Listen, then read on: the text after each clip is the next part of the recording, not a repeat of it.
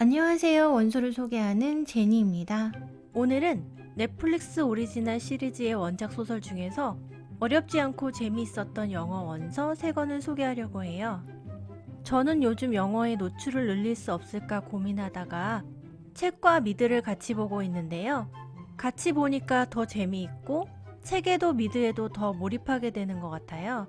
저는 책을 먼저 읽는 걸 좋아해서 책을 하루 읽고 읽은 부분까지 드라마 보고 다음날 또 책 읽고 또 거기까지 드라마 보고 그렇게 하고 있는데요. 어떤 부분은 책이 훨씬 좋고 어떤 부분은 드라마가 더 잘 표현한 것 같고 비교하면서 보니까 더 재미있더라고요. 자, 그럼 오늘의 원서 소개 시작합니다. Check it out. 첫 번째 책은 제이 애셔의 13 Reasons Why입니다. 한국어 제목은 루머예요.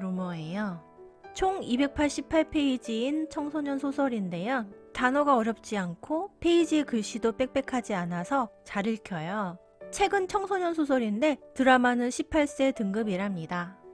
클레이는 모든 어른들이 좋아할 만한 예의 바르고 착하고 순수한 모범생이에요.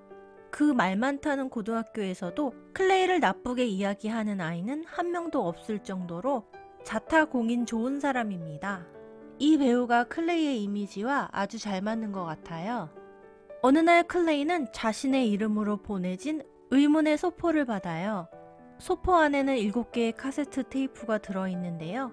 7개의 테이프 앞, 뒷면에는 1번부터 13번까지 번호가 매겨져 있어요.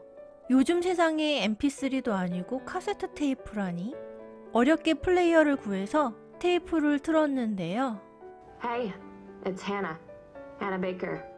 클레이는 소스라치게 놀랍니다. 해나는 2주 전에 자살한 같은 학교 학생이에요. 테이프 속의 해나는 지금부터 자신이 왜 자살하게 되었는지 진짜 이유를 말하겠다고 하는데요. 또 And if you're listening to this tape, you're one of the reasons why. 클레이는 해나와 제대로 대화를 나눠본 것도 한 번뿐인데 자살의 원인이라니 두려운 마음으로 테이프를 듣기 시작합니다. 13면의 테이프에는 한 면에 한 명씩 해나가 자살한 이유가 된 13명이 시간순으로 등장하는데요. 테이프 속의 이야기들은 꿈 많던 한 고등학생이 무관심, 왕따, 성희롱, 그리고 눈덩이처럼 커지는 루머에 시달리며 점점 자신감을 잃어가고 자살에 이르게 되는 과정을 보여줘요. 드라마는 시즌 1이 나온 직후 미국의 청소년 자살률이 28.9% 급증하는 등 사회적 이슈가 되기도 했어요. 미국 청소년들의 공감을 일으키는 부분이 많이 있었나 봐요. 책도 챕터가 카세트 1 사이드 A, 카세트 1 사이드 B 이런 식으로 나눠져 있고 미드 시즌 1의 에피소드도 13개라서 서로 진도를 맞춰가며 보기 좋아요. 읽기도 어렵지 않고 내용도 의미 있는 13 Reasons Why 추천합니다. 추천! 두 번째는 The End of the F***ing World, 한국어 제목 빌어먹을 세상 따위입니다. 이 책은 만화 형식인 그래픽 노블이고 일반 소설인데요. 청소년에 관한 내용이고 영어도 어렵지 않지만 내용이 하드코어라서 일반 소설로 분류된 것 같아요. 글씨가 많지 않고 단어도 쉬워서 읽는데 1시간 정도 걸린 것 같아요. 페이지 표시가 없지만 대충 160페이지 정도 돼요. 넷플릭스에서는 영국 드라마로 만들어졌는데 18세 등급이에요. 제임스는 감정을 잘 느끼지 못하고 사이코패스적인 기질을 가지고 있어요. 13살 때에는 숲에서 수많은 동물들을 죽였고요. 15살 때에는 음식물이 갈리는 싱크대에 손을 넣어서 손가락 2개를 잃었어요. 엘리사는 감정 과잉이에요. 흥분을 잘하고 음식을 주문하다 느닷없이 웨이트리스에게 욕을 퍼부을 정도로 작은 일에도 화가 치밀어 올라요. 어느 날 삶의 답답함을 참을 수 없는 엘리사는 제임스에게 이 마을을 떠나자고 하고 둘은 그들만의 여행을 떠나게 되는데요. 충동적으로 세상 밖에 나온 두 사람은 어떤 일을 겪게 될까요? 엽기적이고 기괴하기까지 한 제임스와 엘리사 두 캐릭터는 영미권에서 희망 없는 청춘의 아이콘이 되었다고 해요. 작가도 인디 만화계의 스타가 되었고요. 이 작품은 자세한 설명이 없고 내용의 공간이 많아서 책만 봤을 때는 뭐지? 하는 부분이 있었는데 드라마와 같이 보니 내용이 보완되면서 이해가 더 잘 되더라고요. 책은 좀 호불호가 있는 것 같은데요. 저는 드라마와 같이 봐서인지 재미있게 봤어요. 컬투 작품을 보는 것 같은 느낌이에요. 이 책은 드라마의 에피소드를 몇 개 보고 선택하시는 것도 좋을 것 같아요. 다음은 한국계 작가 제니 한의 To All the Boys I've Loved Before입니다. 한국어 제목은 내가 사랑했던 모든 남자들에게예요. 아동 청소년 소설이고요. 작가는 13살 때 미국으로 이주한 한국계 미국인 제니 한입니다. 이 시리즈는 책도 3권, 영화도 3편인데요. 한 권 한 권 내용이 마무리되어서 꼭 3권 모두 읽지 않아도 될 것 같아요. 저는 첫 권만 읽었어요. 라라진, 만 16세, 11학년으로 한국으로 치면 고2랍니다. 백인 아빠와 한국인 엄마 사이에서 태어난 3자매 중 둘째고요.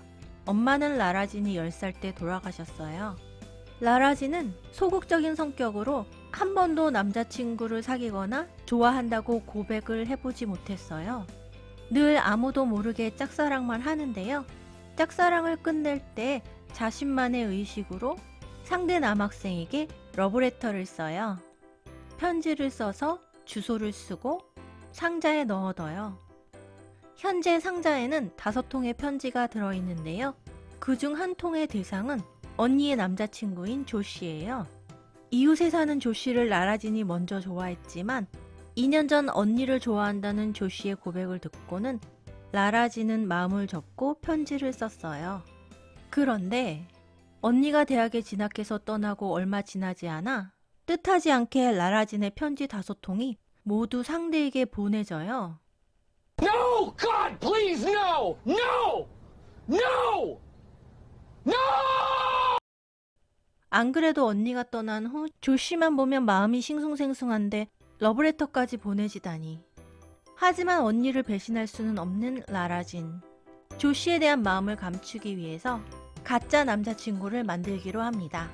가짜 남자친구 역할을 해주기로 한 상대는 피터. 학교에서 가장 잘생긴 남학생이에요. 피터는 라라진의 편지 5통 중 한 통의 주인공이기도 한데요. 얼마 전 자신을 찬 여자친구에게 보여주려고 가짜 연인에 동의했어요. 둘은 계약서를 만들고 가짜 연인이 되는데 잘생긴 얼굴과 심쿵 매너를 장착한 피터에게 점점 빠져드는 라라진. 어떡하죠? 이 책은 페이지 터너라고 할 수 있어요. 단어와 문장이 어렵지 않고 내용도 재미있어서 355페이지지만 읽는데 오래 걸리지 않아요. 영화는 한국 혼혈 역할의 3자매 중 한 명도 한국계 배우가 없어서 조금 아쉽기는 했지만 나름 재미있게 봤어요. 라라진과 피터 역할의 2 배우는 이 영화 시리즈를 통해 엄청난 인기를 얻었다고 해요. 풋풋한 첫사랑의 이야기 추천합니다. 자, 영어 원서와 미드로 영어의 바다에 빠져보세요. 저는 다음 편에서 만나요. Check it out. Check it out! Check it out!